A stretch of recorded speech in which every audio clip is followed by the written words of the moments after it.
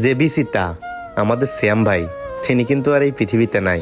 আপনারা সবাই জানেন সে তার নিজের জীবন বাজি রেখা দেশের জন্য, দেশের স্পোর্টসের জন্য, নিজের দলের জন্য খেলছে। শুধুমাত্র তার একটাই স্বপ্ন ছিল সে একদিন অল সিরিজ খেলবে, কিন্তু ভাগ্যের কি অশেষ নিয়তি।